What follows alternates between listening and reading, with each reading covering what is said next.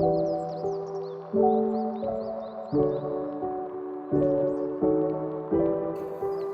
saya Arsyanda Talita Anabila dengan NIM 260208589. Di sini saya akan menjelaskan tentang biografi Jusuf Hamka.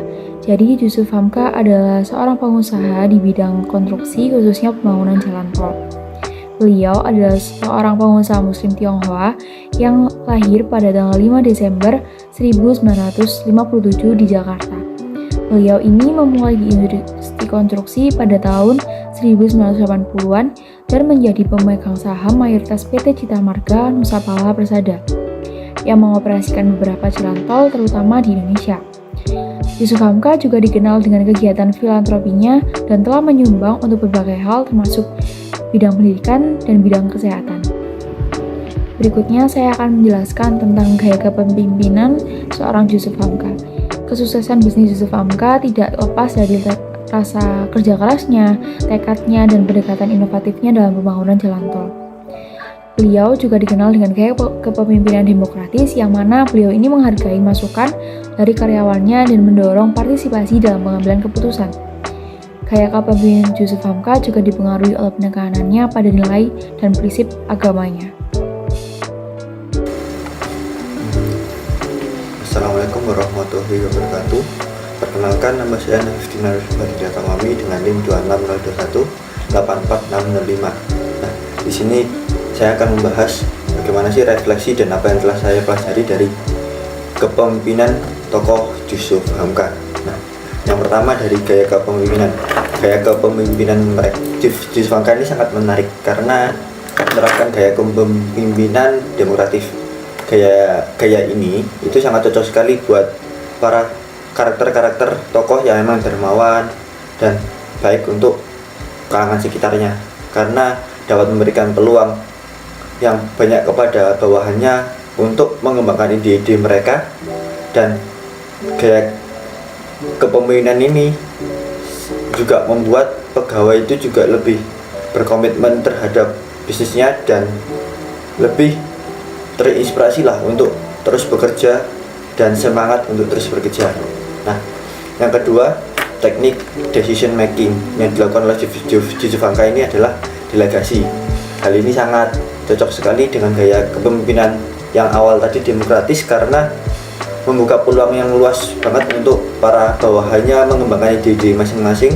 Selain itu, dengan ide-ide yang mereka berikan dari bawahan, itu juga bisa membuat tanggung jawab yang lebih kepada atasan-atasan dengan ide yang memang telah disetujui oleh atasan tersebut. Nah, yang ketiga ada proses pengambilan langkah atau leading change. Nah, ini dalam proses tersebut Jusuf Hamka itu kayak sangat berfokus pada apa sih impact positif perubahan yang saya kasih kepada masyarakat sekitar dan warga sekitar. Selain itu juga apa sih hal yang paling positif untuk konsumen biar bisa mendapatkan hal yang baik dari perubahan dan inovasi yang saya lakukan gitu. Jadi cara yang pertama yaitu memberikan kebaikan kepada warga yang berada di sekitarnya, kayak misalkan di proyek jalan tol syariah. Nah, itu mereka memberikan saham kepada para warga sekitar yang terimpact pembangunan jalan tol tersebut sebesar berapa persen gitu. Jadi mereka tetap memberikan keuntungan bagi masyarakat yang terdampak dari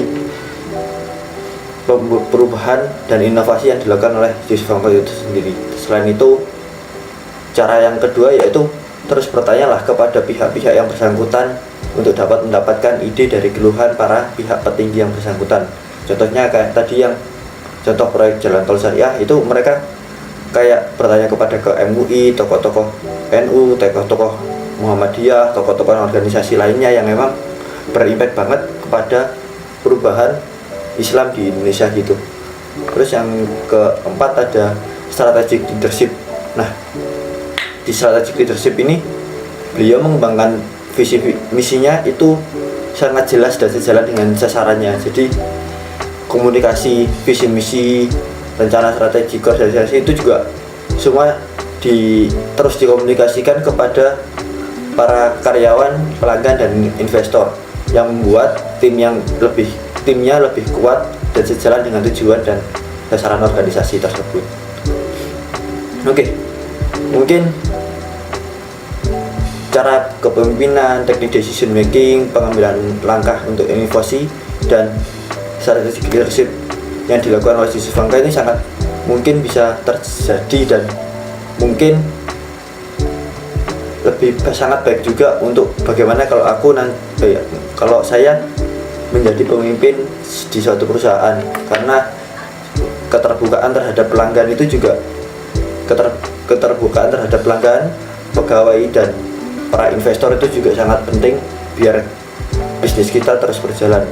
Dan selain itu, karena bisnis yang emang saya butuhkan itu yang saya inginkan itu adalah di bidang teknologi yang memang butuh inovasi yang banyak, jadi gaya kepemimpinan demokratis terus menggunakan gaya delegasi dalam decision making itu adalah salah satu yang cocok biar kita lebih terbuka dan terus membuat produk baru di teknologi tersebut.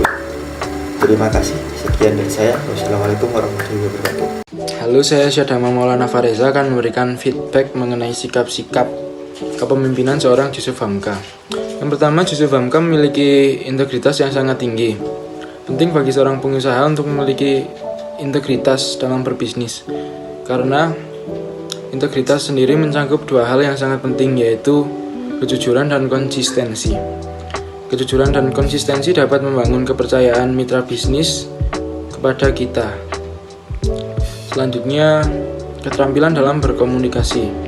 Kemampuan untuk berkomunikasi secara efektif sangatlah penting, karena seorang pemimpin harus bisa menyampaikan gagasan dan mempengaruhi orang lain dengan baik menggunakan keterampilan komunikasi yang efektif. Dan yang terakhir, inisiatif dan ketekunan. Ketekunan dan inisiatif adalah aspek yang sangat penting dalam meraih kesuksesan. Seorang pengusaha harus memiliki motivasi internal untuk terus berinovasi dan mengatasi rintangan dan bertahan dalam mengatasi tantangan yang selalu muncul.